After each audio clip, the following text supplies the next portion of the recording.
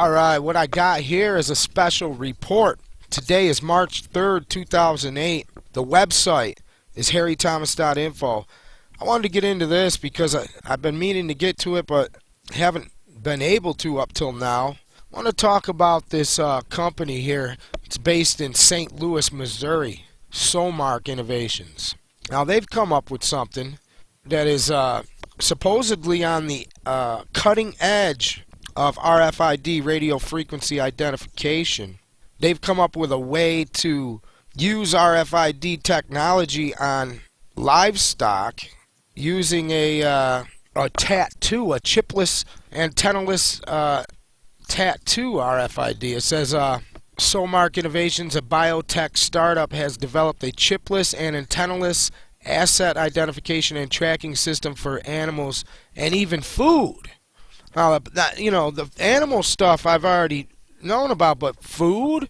Why do we need to track our food and trace our food? You know what I'm saying? This is pretty sick. It says radio frequency identification technology is a valuable tool for tracking livestock, but the button-size RFID tags stapled into the animal's ears can fall off, and the glass-encased RFID tags injected into the skin can migrate deeper into the body and become unreadable. Somark Innovations, a St. Louis biotech startup, thinks a better solution is a permanent ink tattoo that relies on radio frequency waves to read and render a unique identification number. It says here the chipless and antennaless asset identification and tracking system uses biocompatible translucent ink that can be tattooed onto livestock, pets, laboratory animals, and even food, such as meat or fruit.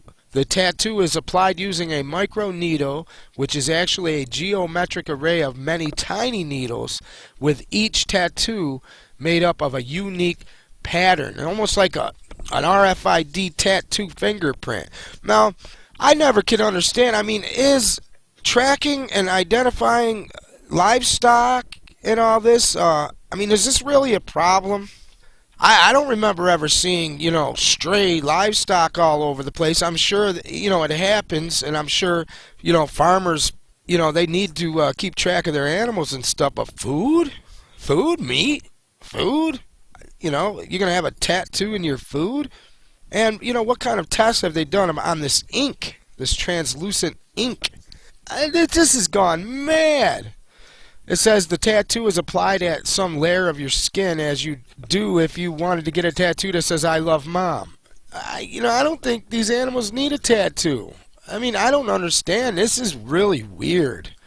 And it says an RF reader operates at a high frequency to scan the tattoo. Really? Are current systems really that flawed that we need to come up with a very new system using RFID technology to track animals? And once an animal is tattooed, the ID is permanent. Somark has performed toxicology tests on the tattoos and says the ink is chemically inert. They say that the tattoo is harmless whether it's inked into the skin or ingested. I find this stuff very, very strange. Very, very strange. It says here, food and livestock tagging expected to see bumper gains. The sector is expected to be the dominant RFID market by 2017, when sales of RFID tags for food and livestock are slated to reach 2.66 billion. See, I don't even want that growth hormone, the bovine growth hormone that they use in cows to have them produce more milk and stuff. I won't drink the milk if I know it's used by that stuff, if they're using that hormone on it. And to think that my food is going to be tattooed, whatever happened to putting a little sticker on the fruit? The banana, kids like it, they take it off, stick it on their shirt. When I was a kid, there was nothing wrong with that. Why does the banana have to be tattooed? Why does the orange have to be tattooed?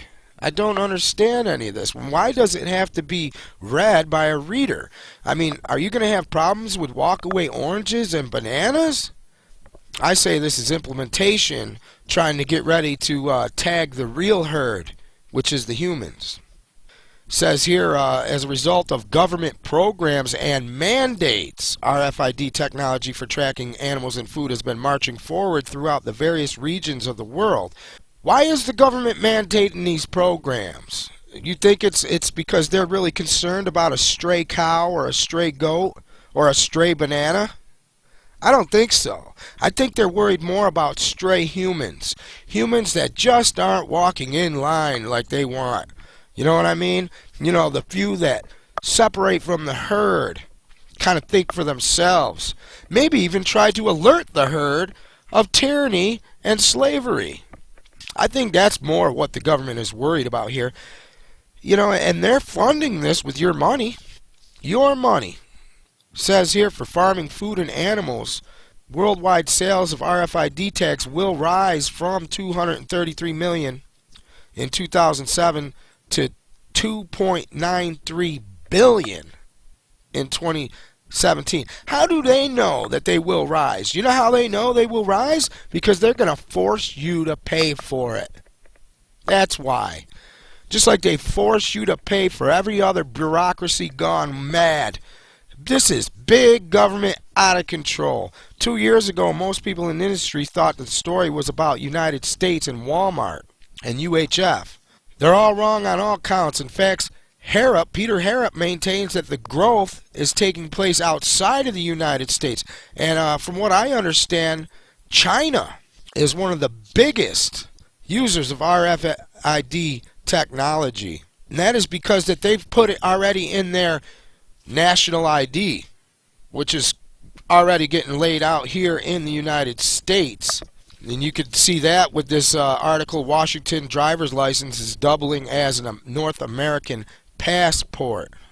And it says here the cards are the same size as regular licenses but with a different design. They feature a machine-readable zone and radio frequency identification tag that can be scanned by a reader from 20 feet away. The RFID tag contains only a reference number to protect personal information on the card. See what I mean? Implementation. Oh, don't worry. Not all your information is going to be on there. Pretty soon, it will be. And it's mandated? How is the government mandating RFID? I just don't understand it. It says here, though the use of RFID tags are growing rapidly for farm animals and also for pets, the tagging of cases and pallets for retail purposes has not undergone the same growth. This is why Walmart put a mandate to pressure its suppliers to invest in the technology, offering what they saw as limited benefits. You know what? Screw Walmart. Who cares about Walmart? Walmart is nothing but a big corporate evil.